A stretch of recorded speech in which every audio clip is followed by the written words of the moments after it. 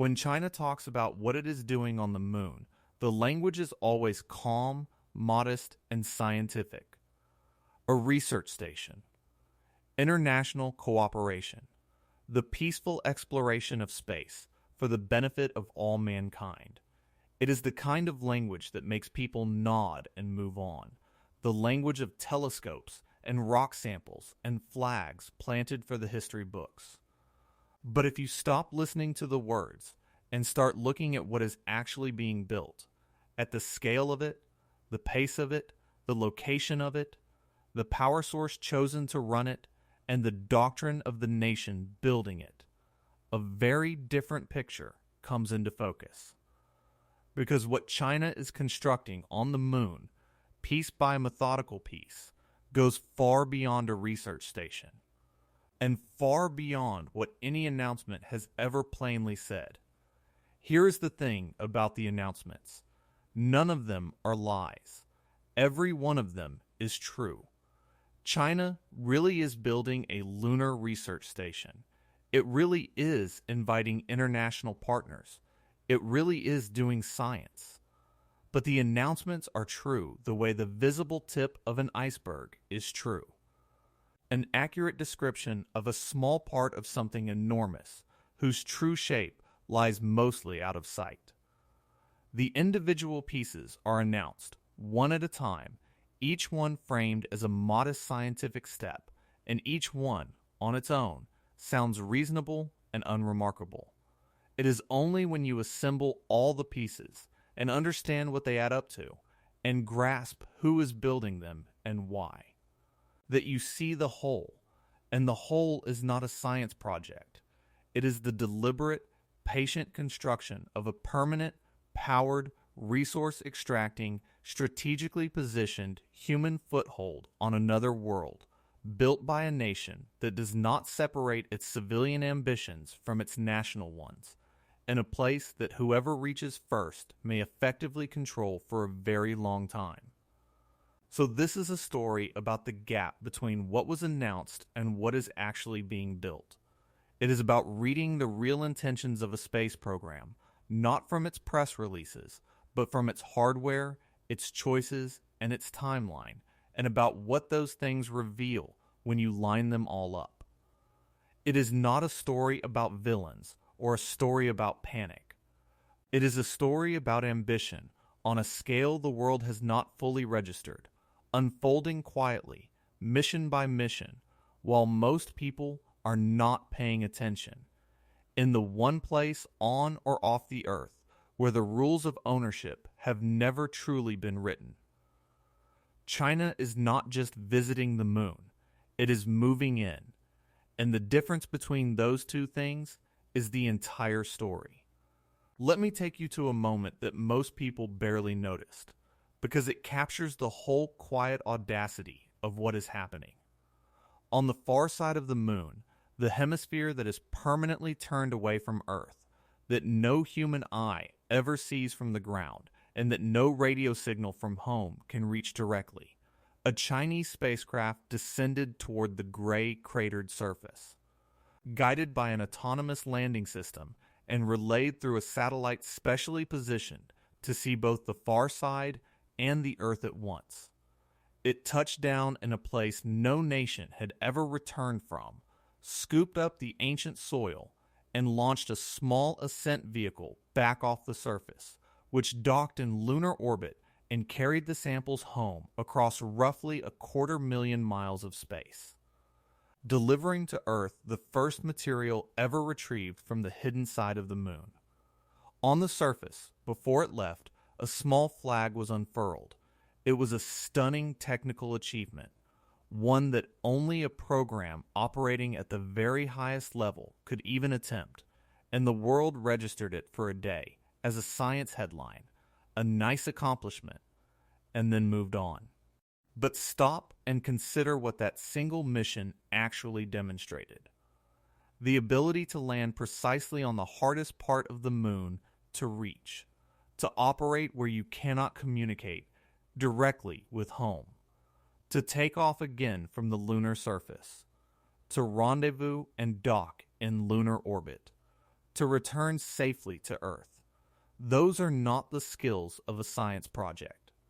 They are, one for one, the exact skills required to build and supply a permanent base, rehearsed and proven, in public, and filed away by most of the world as just another space story. That mission was not really about the rocks. It was a dress rehearsal, and almost no one recognized the play. Let me start with what was actually announced, because the official version is the necessary starting point, and it is impressive enough on its own. China's stated plan centers on something called the International Lunar Research Station, a permanent base to be built near the south pole of the moon, developed together with Russia and an expanding list of partner nations and organizations who have signed on to the project. The public roadmap is laid out in stages, a series of robotic missions to scout the site, test technologies, and lay the groundwork, followed by the construction of a basic station in the years around the middle of the next decade, followed by a larger, expanded, more capable base in the decade after that. China has stated its intention to land its own astronauts, its taikonauts, on the surface of the moon before the end of this decade, becoming only the second nation in history to do so. And it has been remarkably consistent and public about this roadmap, presenting it openly as a long-term program of scientific exploration and international collaboration, a peaceful endeavor to advance human knowledge and to share the moon's benefits with the partner nations of its coalition. Taken at face value, it is an ambitious and genuinely exciting scientific program, and everything in it has been announced. The trouble is not that any of it is hidden. The trouble is that the framing, science, cooperation, peaceful exploration quietly leaves out the strategic meaning of every single piece, and that meaning is where the real story lives. And this is where it becomes essential to understand a basic principle, one that intelligence analysts and strategists live by, which is that you learn a program's true intentions far more reliably from its hardware and its choices than from its statements. Any nation can say anything in a press release. Words are cheap, and they are chosen for effect. But hardware is expensive, and slow, and revealing because the specific capabilities a nation chooses to build, the exact technologies it invests years and fortunes to master, betray what it is actually preparing to do, regardless of what it says. A country that only wanted to do a bit of lunar science would build the minimum needed for that science and stop. A country building the capability to land repeatedly and precisely, to operate in permanent darkness, to return cargo, to generate industrial power, to construct from local material, and to sustain humans indefinitely is telling you, through its choices, that it intends to do all of those things, no matter how modestly it describes each one. This is how you read a space program honestly, not by parsing its announcements for hidden admissions, which you will not find, but by looking at the tools it is deliberately building and asking the simple question, what is this specific set of capabilities actually for? And when you ask that question of China's lunar program, the answer that emerges is not a research station. It is the full toolkit of permanent occupation, assembled piece by piece, each piece announced under a name far smaller than its purpose. To see why, you have to first appreciate the pace, because the pace tells you this is not a country dabbling. It is a country executing a plan. For years now, China's lunar program has been hitting its milestones with a steady, methodical, almost relentless reliability that has stunned observers who remember when its space program was considered a distant follower. It landed a spacecraft on the far side of the moon, the side that never faces Earth, a feat no other nation had ever accomplished. requiring a dedicated relay satellite just to communicate with a craft that cannot see home. It returned samples of lunar soil to Earth, joining an exclusive club of nations that had done so decades earlier, and then it went further and returned the first ever samples from the far side of the moon, a genuine world first. Each mission has built directly on the last, testing the specific capabilities, the landing, the sampling, the return, the far side operations, the relay communications that a permanent base would require. This is not a series of publicity stunts or one-off achievements. It is a curriculum, a step-by-step acquisition of every skill needed to establish a lasting presence, executed on schedule. Mission after mission, with a consistency that most space programs in history could only envy. When a nation moves like that, with that kind of patient, cumulative precision, it is not exploring out of curiosity. It is building towards something specific, and each mission is a brick in a structure whose full shape is visible only if you already know what is being built. And woven through that pace is a piece of infrastructure that most people overlook entirely, but that reveals just how far ahead China is thinking, which is its command of the far side of the moon and the communications network required to operate there. The far side is a place of unique value and unique difficulty because it permanently faces away from Earth. It is impossible to communicate with a spacecraft there directly, which is why every far side mission requires a relay satellite parked in a special position in space where it can see both the hidden hemisphere and the Earth at the same time, passing signals between them. China has built and operated exactly such relay satellites, establishing a communications bridge to the far side that no one else maintains, and in doing so, it has quietly created the beginnings of a lunar communications infrastructure, the invisible but essential backbone that any permanent operation on the moon, especially near the poles and on the far side, will depend upon. And the far side itself is strategically and scientifically prized for reasons beyond difficulty.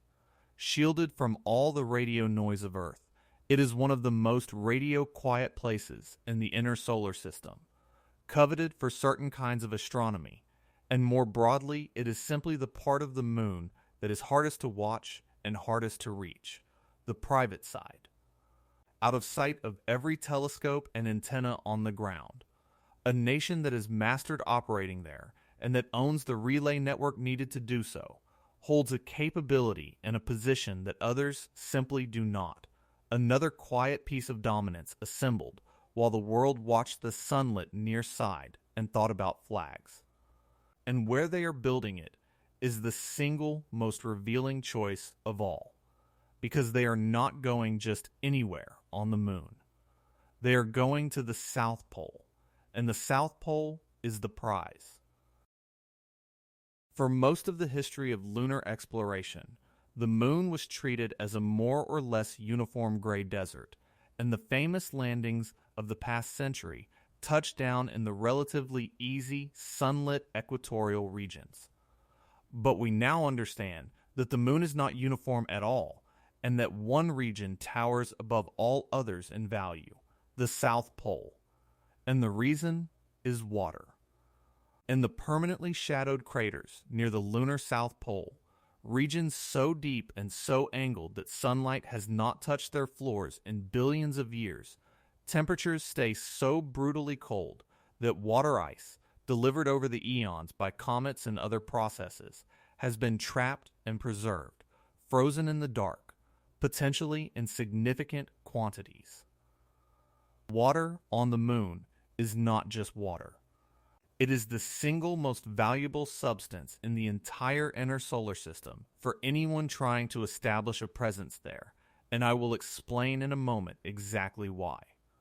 The point for now is that this makes the South Pole the most strategically valuable real estate off the Earth, and that there are only a limited number of good sites there. Spots with the right combination of access to that frozen water and access to near constant sunlight on nearby high ground for power. Everyone who understands the moon understands this. And China is aiming its entire program directly at that prize, sending missions specifically to prospect for the water ice, to map it, to reach it, and ultimately to build on top of it. They are not going to the moon in general. They are going to the best and most contested spot on it, the handful of square miles that may matter more than all the rest of the lunar surface combined. So let me explain why water changes everything, because until you understand this, you cannot understand why any of it matters. On Earth, water is life, and that alone would make it precious on the moon, because every drop of water that astronauts drink would otherwise have to be hauled up from Earth at staggering cost. But lunar water is worth far more than drinking. Water can be split using energy into its two components, hydrogen and oxygen. The oxygen is air to breathe, solving another problem that would otherwise require endless expensive shipments from Earth. And hydrogen and oxygen together are rocket fuel, among the most powerful rocket propellants there is. This is the key that unlocks everything. It means that a base with access to lunar water is not just self-sustaining in air and water. It is a fuel depot. A gas station in space, capable of producing propellant on the moon instead of dragging every ounce of it up out of Earth's deep gravity well. And that changes the entire economics and strategy of spaceflight. It is fantastically expensive to launch anything off the Earth, because Earth's gravity is strong. The moon's gravity is far weaker, so launching fuel and supplies from the moon, if you can make them there, is vastly cheaper than launching them from Earth. Whoever controls a source of water on the moon controls the ability to refuel spacecraft in space, to resupply missions to the moon and beyond, to support operations throughout the region between the Earth and the moon and outward to the rest of the solar system. The water is not just survival. It is logistics, and in space as on Earth, logistics is power. The nation that establishes control over the moon's accessible water does not just get a base. It gets the fuel station that everyone else in cislunar space will eventually need, and the strategic leverage that comes with owning the only pump for a very long way in every direction. And water is only the beginning of what the moon holds, because beyond the ice lies a longer game of resources that stretches the ambition out across the rest of the century. The lunar soil is rich in materials that could in time become enormously valuable. There are metals and minerals, including elements that are rare and strategically vital on Earth, that exist in the moon's crust and could someday be mined. There is a substance that has captured imaginations for decades, a form of helium, deposited in the lunar soil over billions of years by the solar wind, that is exceedingly rare on Earth, and that some believe could one day serve as a fuel for a future kind of clean fusion energy. That particular dream is speculative and distant, dependent on fusion technology that does not yet exist, and it should not be oversold. But it points to the real principle at work, which is that the moon is not a dead gray rock, but a vast, untapped storehouse of materials, and that the nation which establishes the infrastructure to extract and process them first holds an option on that entire future, whatever it turns out to be worth. Resource extraction in space is still in its infancy, and no one knows exactly which lunar materials will prove economically worth mining or when. But that uncertainty is precisely why being first matters so much. The nation that builds the base, the power, the equipment, and the presence to begin working the moon's resources positions itself to dominate whichever of those resources turns out to matter. Holding the ground and the head start while everyone else is still deciding whether it is worth the trip. China is not just going for the water it needs today. It is staking a claim on the entire material future of the moon, buying, with its early and aggressive investment, the first and best position in a resource frontier whose full value will not be known for generations. And now we come to the single, most revealing thing China has announced about the base, the detail that quietly gives away that this is no mere research outpost. They intend to power it with a nuclear reactor. China, together with Russia, has stated plans to build a nuclear power plant on the surface of the moon to provide energy for the Lunar research station. Sit with that for a moment, because it is enormously telling. A modest science station, a place for a few researchers to visit occasionally and study rocks, does not need a nuclear reactor. Solar panels, the standard power source for most spacecraft and for scientific outposts, would suffice for a small, intermittent, sunlight-friendly operation. But solar power on the moon has a fundamental limitation. The lunar night lasts about 2 weeks, 2 Earth weeks of continuous darkness, during which solar panels produce nothing, and in the permanently shadowed craters where the water is, the sun never shines at all. To operate continuously through the long lunar night in the deep cold and the permanent shadow.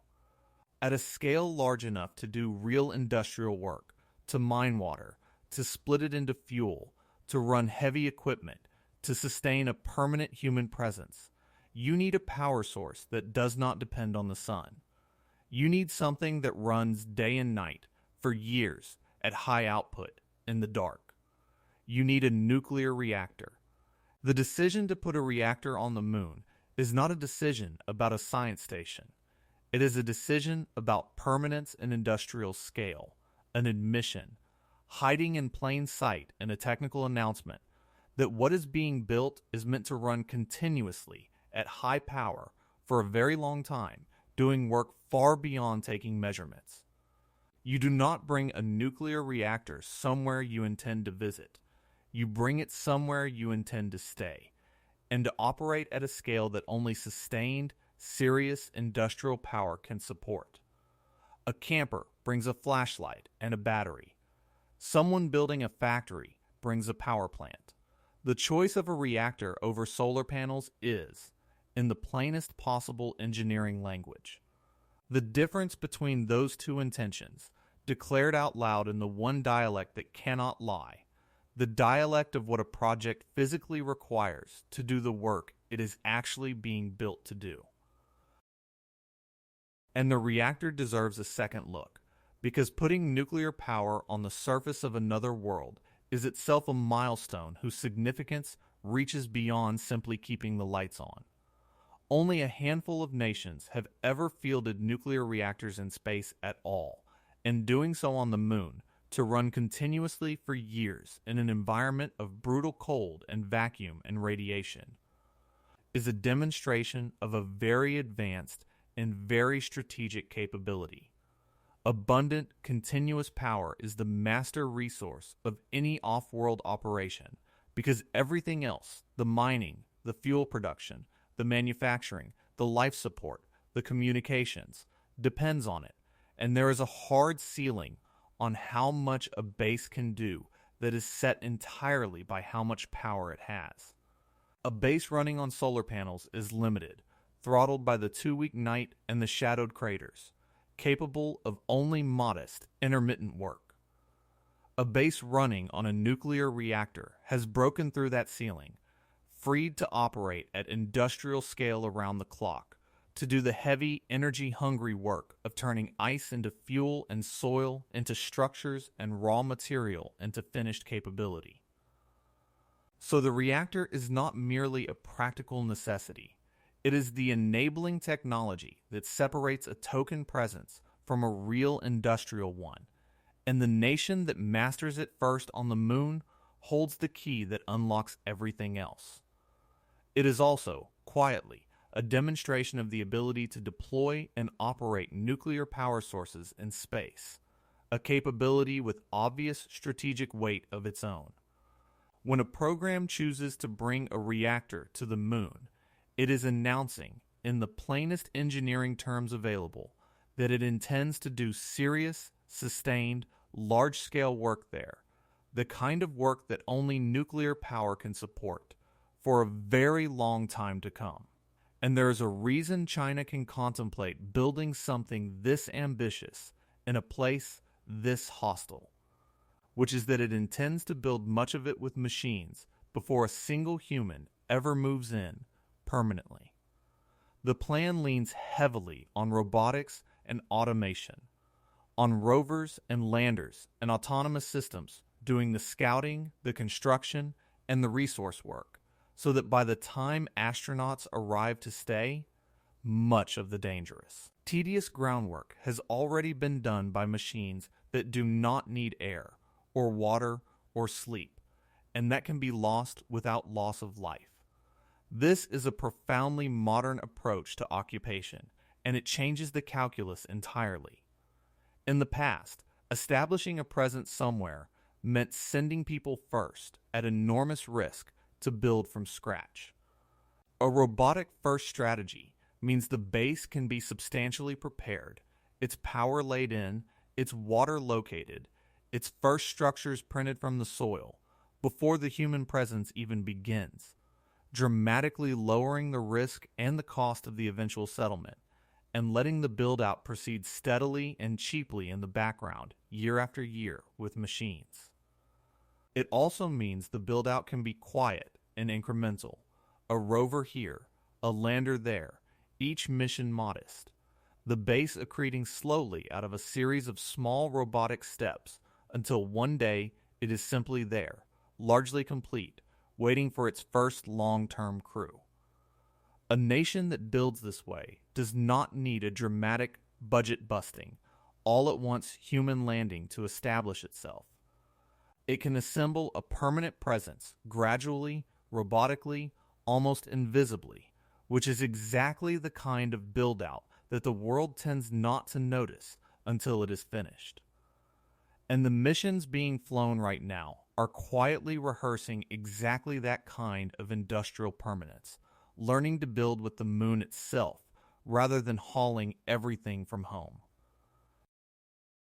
The next steps in China's announced program include missions specifically designed to test the technologies of living off the land on the moon, what specialists call in-situ resource utilization, using local materials instead of importing everything from Earth. There are plans to test extracting resources from the lunar soil, and even to experiment with using that soil as a building material.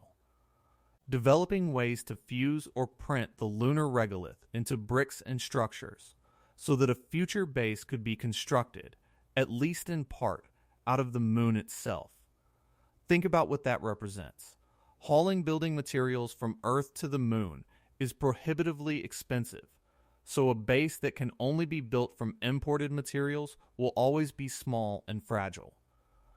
But a base that can be built from the lunar soil under its own feet, using local material fused by local power into local structures, can grow, can expand, can become genuinely large and permanent, limited not by how much can be shipped from Earth, but by how much can be built on site.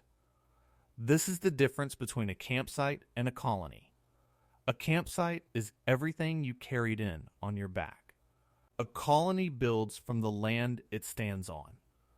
The fact that China is deliberately developing the technology to build with lunar material, to make the moon into its own construction supply, tells you that the ambition is not a small station to be visited, but a growing settlement to be expanded, an outpost designed from the start to put down roots and get bigger, drawing on the substance of the moon itself to do it.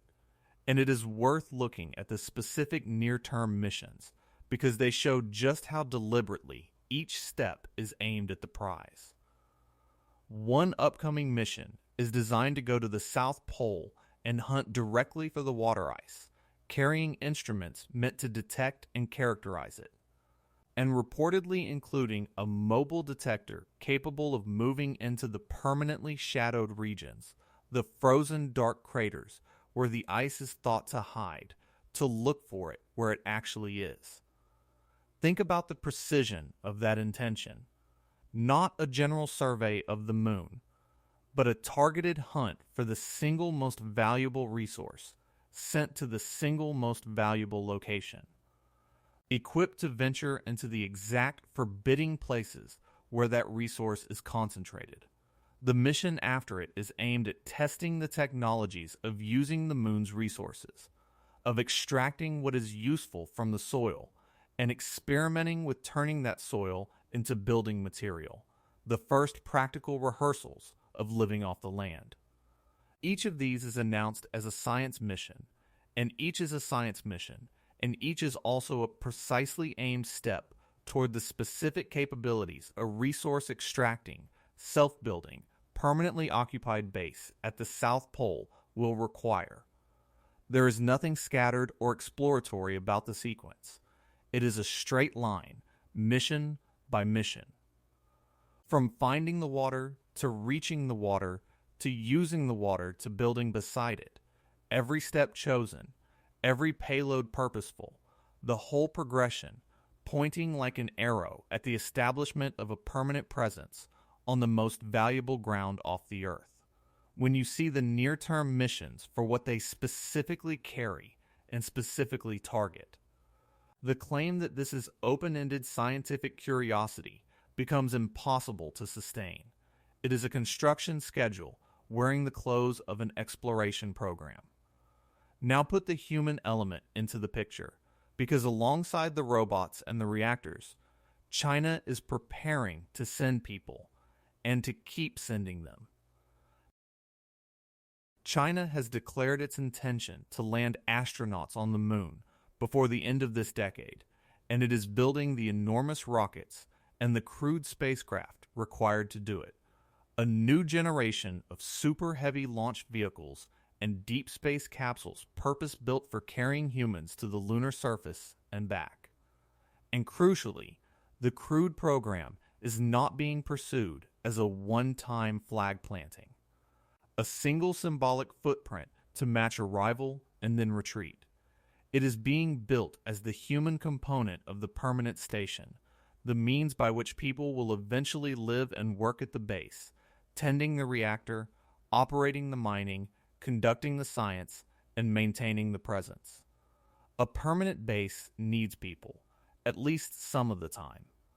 And the human spaceflight program is the pipeline that will deliver them, mission after mission, indefinitely into the future.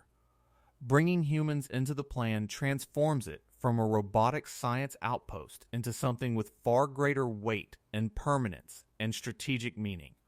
Because a place where a nation's citizens live and work is a place that nation will defend, invest in, and treat as an extension of itself in a way it never would a mere collection of instruments.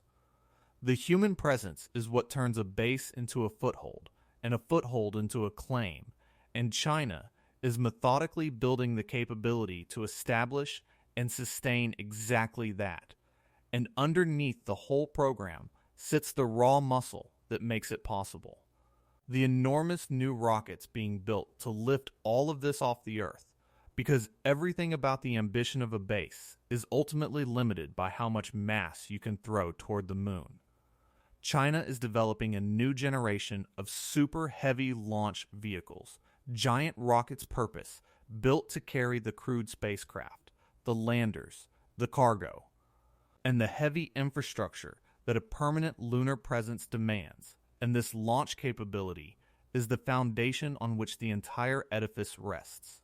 It is easy, amid the talk of bases and reactors and resources, to overlook the sheer industrial achievement represented by the rockets themselves, because building launchers of that scale and reliability is one of the hardest things any nation can do, a capability that only a tiny handful possess, and one with vast strategic significance entirely apart from the moon.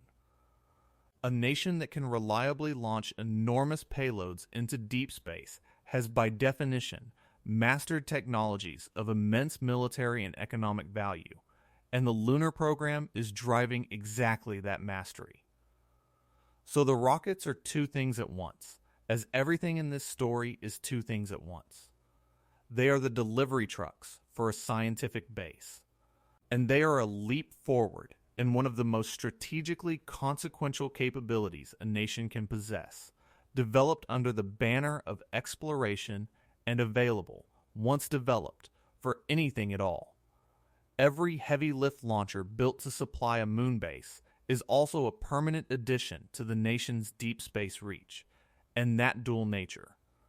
The peaceful purpose and the strategic capability sharing the very same hardware is the pattern that runs through every single element of what China is building, from the smallest rover to the largest rocket. And the timeline that ties all of these pieces together is worth laying out plainly, because the sequence of dates is itself an argument, a steady drumbeat marching unmistakably toward permanence. In the near term come the robotic scouting missions, the ones aimed squarely at the South Pole to hunt for and map the water ice and to test the technologies of landing and operating there. Then come the missions to test resource extraction and to experiment with building from the lunar soil itself. Around the end of this decade comes the first crewed landing, human beings on the surface, the beginning of the human presence. In the years that follow, around the middle of the next decade, comes the construction of the basic station, and with it, the nuclear reactor to power it. And in the decade after that, the plan calls for a larger, expanded, more capable base, a fuller and more permanent presence.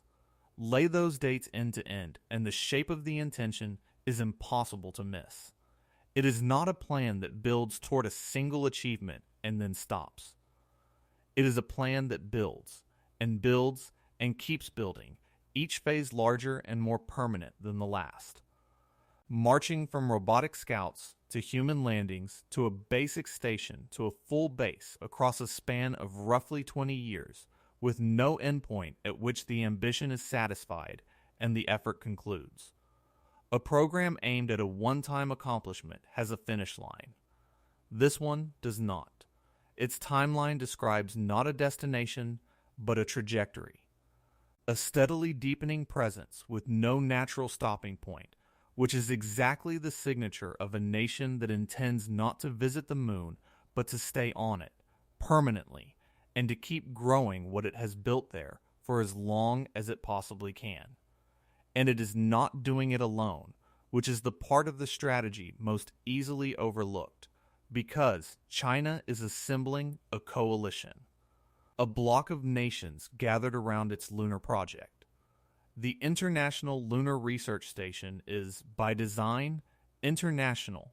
China and Russia anchor it, and around them an expanding roster of countries and organizations has signed on as partners, drawn by the chance to participate in lunar exploration under Chinese leadership.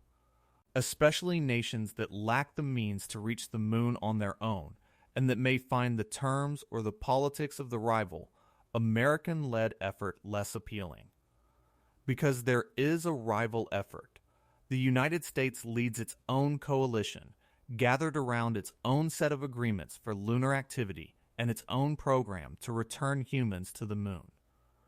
And around that American framework, a different set of nations has aligned. So what is taking shape is not one human return to the moon, but two competing lunar orders, two blocks, two sets of partners, two visions of how the moon should be used and governed, forming up in parallel and racing toward the same small band of valuable real estate at the same lunar South Pole. This is the geopolitics of Earth, the alliances and rivalries and spheres of influence being projected outward and recreated on another world before anyone has even properly settled it. And in that contest, the coalition a nation can assemble matters, because the partners lend legitimacy, resources, and the weight of numbers to a claim on how the moon's future will be shaped. China is not just building hardware, it is building a diplomatic bloc, a lunar alliance, and doing so is itself a strategic act, a way of gathering allies for the contest over who will write the rules of the moon. And the reason all of this carries such urgency is that there is a competitor, and the race between them is closer, and its outcome less certain than most people assume. The United States, long the unrivaled leader in space, is pursuing its own return to the moon, its own crewed landings, and its own vision of a sustained lunar presence, backed by enormous resources and by private companies of extraordinary capability. On paper, the American effort is formidable, and in raw technological and financial power, it remains immense.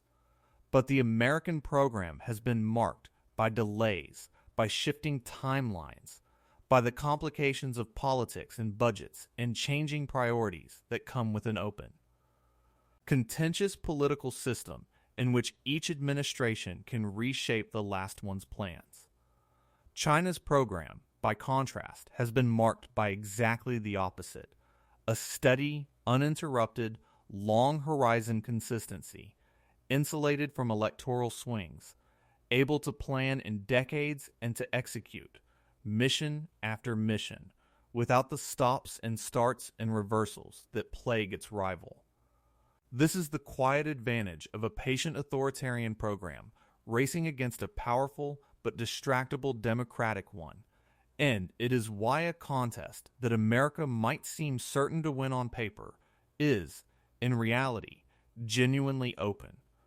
In a race to establish a permanent presence at the best sites on the moon, it may not be the most powerful nation that wins, but the most consistent one.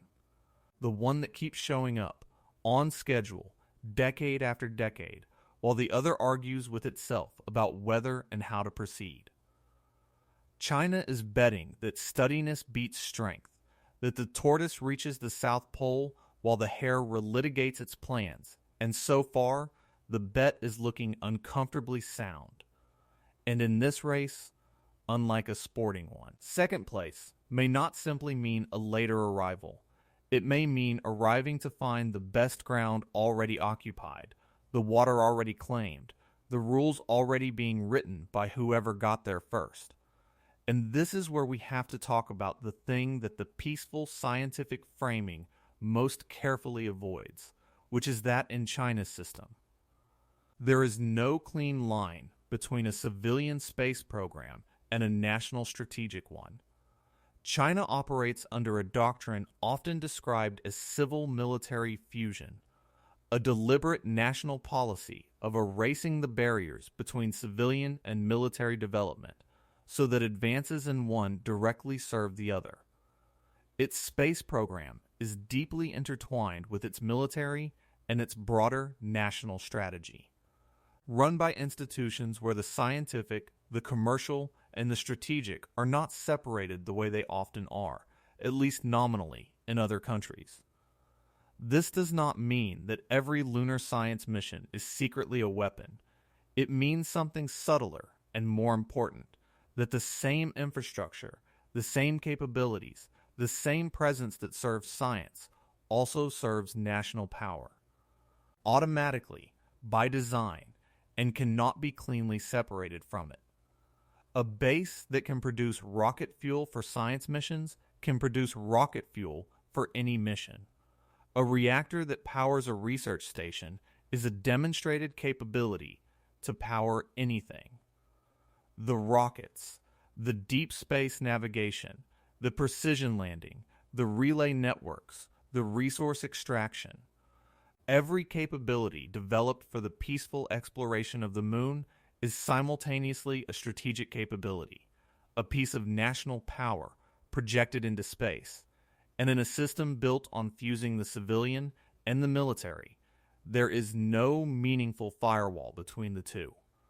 So when China announces a scientific lunar station, it is announcing truthfully a scientific lunar station, and it is also, inseparably, building strategic infrastructure in the most valuable location off the Earth, and the announcement simply never mentions the second half, because the framing does not require it to, and the framing is doing exactly the work it is designed to do. And it helps to ask why China wants this so badly, because the motives are layered, and understanding them explains the relentlessness. Part of it is prestige, pure and enormous. To lead humanity's return to the moon, to build the first permanent base, to plant a lasting presence where the old superpowers only briefly visited, would be a demonstration of national arrival unlike any other. A statement to its own people and to the world that China has reached the very front rank of human achievement, a centerpiece of the national story of rejuvenation and rising power. Part of it is technological, because a program this demanding drives advances across a huge range of fields, rockets, robotics, energy, materials, computing, that flow back into the nation's broader industrial and military strength, so that the moon effort is also an engine for developing capabilities of value far beyond the moon. Part of it is economic, the long bet on lunar resources and on the industries and logistics of a spacefaring future in which the nation that leads reaps the rewards. And part of it, undeniably, is strategic and military, the recognition that space is now a domain of national security, that dominance there translates into advantage on Earth, and that the high ground of the Earth-Moon system is worth contesting for its own sake. These motives are not in competition. They reinforce each other, which is exactly why the program is pursued with such consistency and such resources. A nation chasing only prestige might waver. A nation for which the same effort delivers prestige, technology, economic option value, and strategic advantage all at once has every reason to keep pushing, decade after decade, no matter the cost. Because every one of its deepest ambitions is served by the same set of rockets landing on the same gray ground.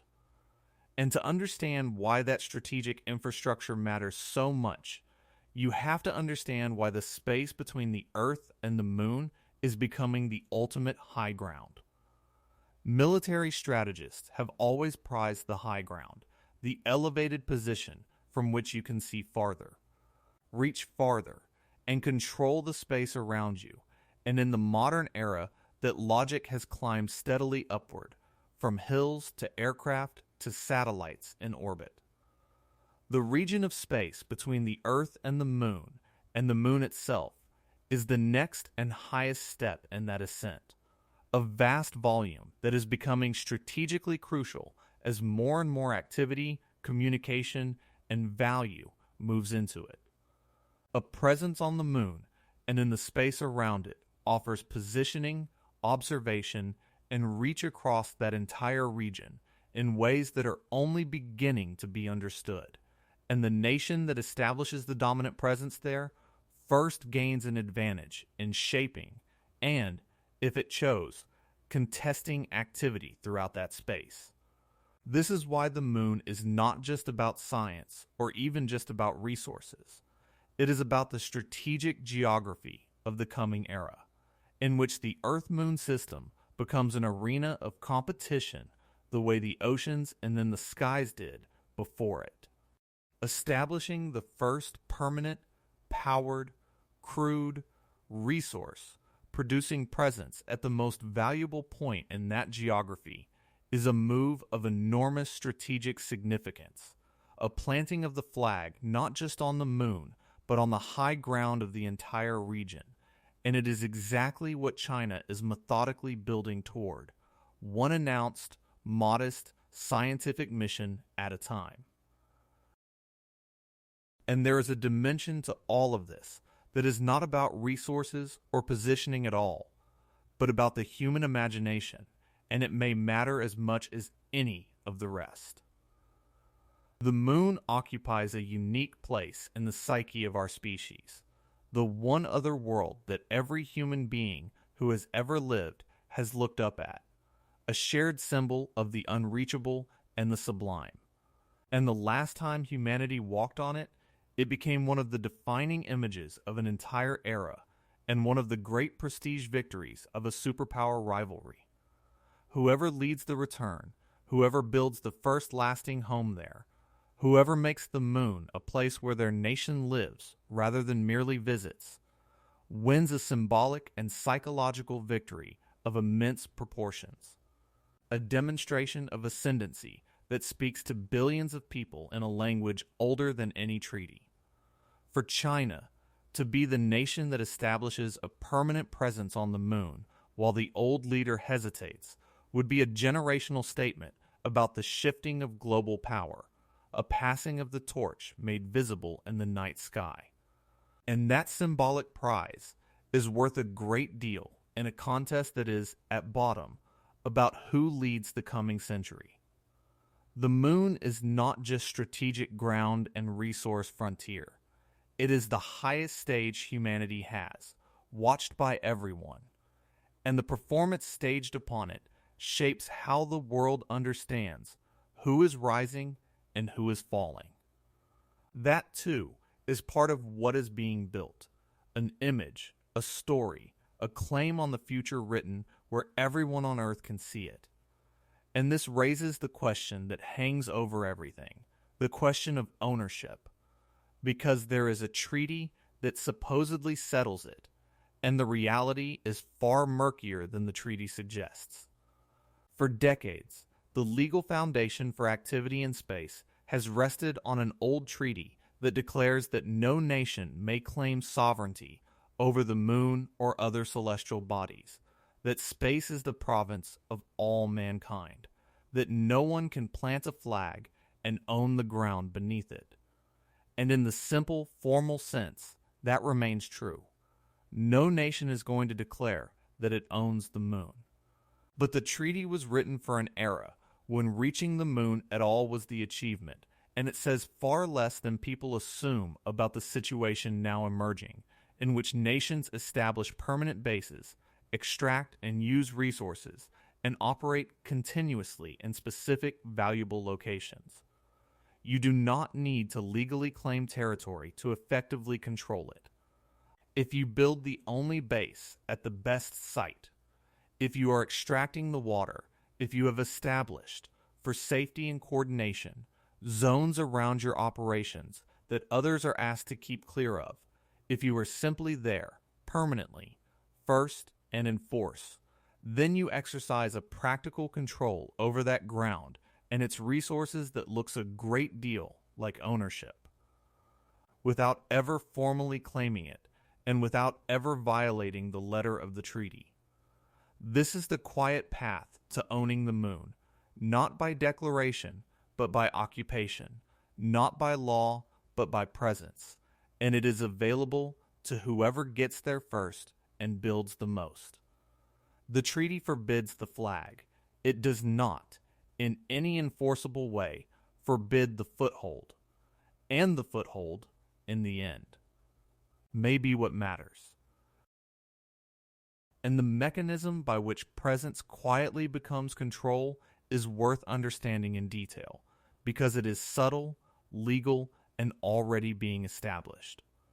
The emerging norm for lunar operations, promoted in various forms by both the American-led and the Chinese-led camps, includes the idea of safety zones, areas around a nation's equipment, and operations that others are expected to stay clear of, for the entirely reasonable purpose of avoiding interference and accidents. On its face, this is sensible, even necessary, because you do not want two nations' rovers colliding or one mission kicking up abrasive dust onto another's delicate hardware. But look at where that logic leads.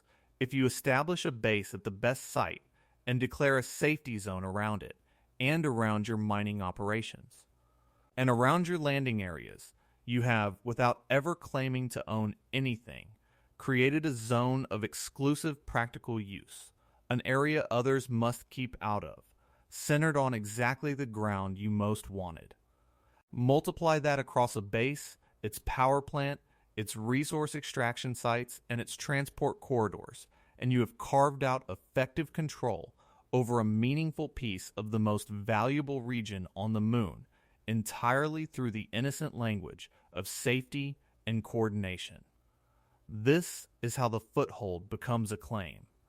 Not through a declaration that would violate the treaty and provoke the world, but through the accumulation of reasonable sounding operational zones that together fence off the prize, so that the first mover ends up with practical dominion over the best ground, while everyone else is left to negotiate around the edges of a presence that is simply, immovably, there.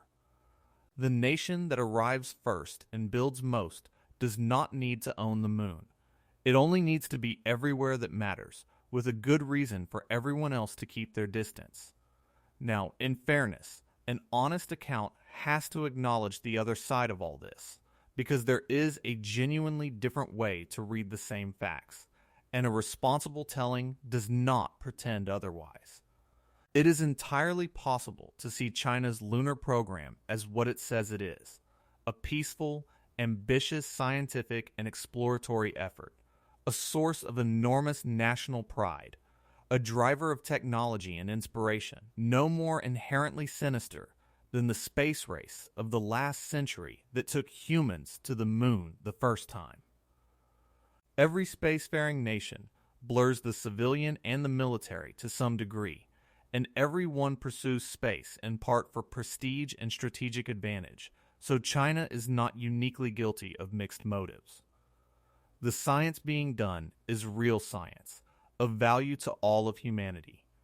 The international cooperation is real cooperation, giving nations that could never reach the moon alone a chance to participate. And the fears about strategic control can be overstated, projecting earthly rivalries onto a barren rock where, so far, no shot has been fired and no law has been broken. All of that is true, and it deserves to be said plainly, because the point of understanding what China is building is not to stoke panic or to cast a scientific achievement as a threat in disguise. The point is simply to see the whole of it clearly, to hold both truths at once, that this is a magnificent, peaceful achievement, and that it is, inseparably, the construction of strategic advantage on the highest ground of the coming era. Both are real. The mistake is not in acknowledging the peaceful half. The mistake is in believing the peaceful half is the whole, when the hardware. The location, the power source, and the doctrine all quietly insist that it is not. So when you step back and look at everything together, you can finally see why what is being built goes so far beyond what was announced. Each piece, announced separately, sounds modest. A research station, a scouting mission, a power source, a construction experiment, a crewed flight, a group of partners. But assemble them and understand the doctrine and the geography behind them, and the whole is unmistakable. A permanent, expandable base built partly from the moon itself, powered by a nuclear reactor for continuous industrial operation, located deliberately at the most valuable and contested site on the lunar surface, sitting atop the water that unlocks fuel and self-sufficiency and logistics dominance, staffed by the citizens of a nation that fuses its civilian and strategic power, backed by a coalition of partner states. Positioned on the ultimate high ground of the coming era, and established first in a legal vacuum where being first and being present is the closest thing to ownership that exists. That is not a research station. That is a strategic foothold on another world, the opening move in a contest over who will control the resources and the rules and the high ground of the Earth-Moon system for the next century. Every announcement was true. The sum of the announcements is something the announcements never named. China told the world, honestly, what each brick was. It simply never described the building and the building is far larger and far more consequential than the sum of the modest bricks would ever suggest. So let me paint the picture of what this all becomes once the pieces are assembled, because imagining the finished thing makes its meaning concrete. Picture the south pole of the moon a decade or two from now. In the eternal twilight of a polar ridge where the sun grazes the horizon and never fully sets, stand arrays of equipment and the low soil-covered structures of a base, printed and built partly from the lunar ground itself, connected by tracks worn into the dust by rovers. Nearby, set at a careful distance, a nuclear reactor hums, pouring out continuous power through the 2-week nights that would starve any solar array, feeding the whole operation. Down in the permanent shadow of a nearby crater, machines work in the deep cold, extracting ice from the frozen soil, hauling it up to be split by that abundant power into oxygen to breathe and hydrogen and oxygen to burn as fuel. Tanks of that fuel wait, made on the moon, ready to refuel landers and spacecraft without a drop hauled up from Earth. A crew, rotating through on the great rockets, tends the machines, conducts the science, expands the structures, and simply lives there, citizens of a distant nation present on another world. And around it all, marked on the maps and respected by agreement, lie the safety zones. The quiet fences of practical control centered on the best ground on the moon. That is the finished picture, and it is not science fiction. It is the straightforward endpoint of the missions being flown and announced right now, the thing all the modest bricks are building toward. And a base like that, powered, fueled, occupied, and first, is not a research station in any meaningful sense. It is a foothold, a fuel depot, a strategic position, and a statement, sitting on the high ground of the coming age, built by one power, while the world watched something else. And you might wonder how something this consequential can be unfolding with so little public alarm, and the answer is instructive in itself. Part of it is that space feels distant and abstract, a realm of science and spectacle rather than of hard national interest, so that people file lunar news under wonder rather than under power.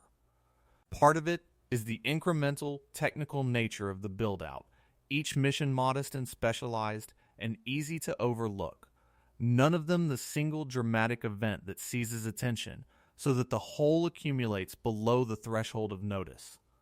Part of it is that the framing works, the reassuring language of science and cooperation, doing exactly what such language does, guiding the public to see a research project rather than a strategic move. And part of it is simply that the timescale is long, stretched across decades, longer than the attention span of news cycles and political terms, so that a program advancing steadily toward an enormous outcome never produces the sudden jolt that would make the world sit up. The result is a strange and dangerous quiet, a matter of the highest long-term strategic significance, advancing in plain sight while the public treats it as a curiosity, the most important slow story of the era unfolding almost entirely unwatched. By the time it becomes undeniable, by the time the base is real and powered and occupied and the best ground is taken, the decisive moves will already be years in the past, made while almost no one was paying attention, which is very often exactly how the most important shifts in history actually happen, not with alarm, but with inattention. And it is worth being honest about where this competition could lead, because two rival programs racing toward the same small band of valuable ground. In a place with no established law and no referee is a situation with real potential for friction. It need not, and one hopes will not, involve anything like conflict, and space has so far been a domain of remarkable restraint. But imagine the plausible frictions. Two nations wanting the same prime site. disputes over safety zones that one side sees as reasonable and the other sees as a land grab, accusations of interference, of one mission's dust or signals disrupting another's, the hardening of two rival blocs, each with its own rules and partners, refusing to recognize the other's claims. None of this requires a weapon to become a serious international crisis. A new arena of confrontation grafted onto the existing rivalries of Earth, with all the potential for miscalculation that a lawless, high-stakes frontier entails. The moon has been, for all of human history, a place beyond our quarrels, a shared and untouchable symbol above the fray. What is being built now threatens to pull it down into the fray, to make it one more contested territory. One more place where great powers face off, and to do so before humanity has agreed on any rules for how that face-off should be governed. The race to build on the moon is also, unavoidably, the extension of Earth's rivalries into a new and unregulated space, and history's long record of what happens when powerful nations compete for valuable. Ungoverned ground is not an entirely reassuring guide to how it will go. And in the end, this is why what China is building on the moon matters to people who will never leave the Earth, because the outcome will help shape the world they live in. The nation that establishes the dominant presence on the moon, that controls the best sites and the water and the fuel and the high ground, gains an advantage that compounds over time, in prestige, in technology, in resources, in strategic position, feeding back into its power on Earth across the whole of the coming century. The rules that get written for lunar resources and lunar activity, largely by whoever gets there first and shapes the norms, will govern a domain of growing economic and strategic value for generations. And the symbolic verdict about who leads humanity into its next frontier will color how the world understands the balance of power in ways that reach into every corner of international life. This is not a distant sideshow for enthusiasts. It is one of the arenas in which the leadership of the next era is being quietly decided, and the fact that it is happening far away, in silence, on a rock in the sky, does not make it any less real. The high ground of the Earth-Moon system is being claimed, methodically, by a patient and determined power, and the shape of the century may be influenced as much by what gets built in the cold and dark at the bottom of the moon as by anything that happens on the surface of the Earth itself. Look up at the moon on a clear night, that familiar pale disk that is hung unchanged over every generation of humans who ever lived, and it is almost impossible to feel that it is becoming contested ground, the object of a quiet race whose outcome could shape the balance of power on Earth for 100 years. But it is. While most of the world looks away, treating space as a spectacle, or a science story, or a thing that happens to other people, a patient and methodical program is placing the pieces of a permanent presence on the most valuable ground off the Earth, and calling each piece by its smallest and most reassuring name. The research station is real. The science is real. The cooperation is real. And underneath all of it, inseparable from it, is the construction of something far larger, a foothold, a fuel depot, a strategic position, a claim staked not in words, but in reactors and rovers and boots, and the simple fact of being there first and staying. What China is actually building on the moon goes far beyond what was announced, not because the announcements were false, but because the truth was always going to be bigger than any modest press release would ever say. And by the time the world fully registers what has been built, in the cold and the dark at the bottom of the moon, it may already be finished, humming under nuclear power at the South Pole, quietly rewriting who holds the high ground of the century to come. And perhaps that is the deepest lesson in the whole story, that the largest shifts do not always arrive with sirens. Sometimes they arrive as a series of small, reasonable, well-explained steps, each one easy to accept, each one announced under a name that invites no worry, until one day the steps add up to something enormous that no one quite remembers agreeing to. The moon has watched over us, silent and shared, for the whole of human history, the one thing above us that belonged to everyone and to no one. What is being assembled now, brick by announced brick, is the first serious attempt to change that, to turn the shared symbol into occupied ground, to plant on the oldest neutral territory of our species the flags and fences and reactors of a single rising power.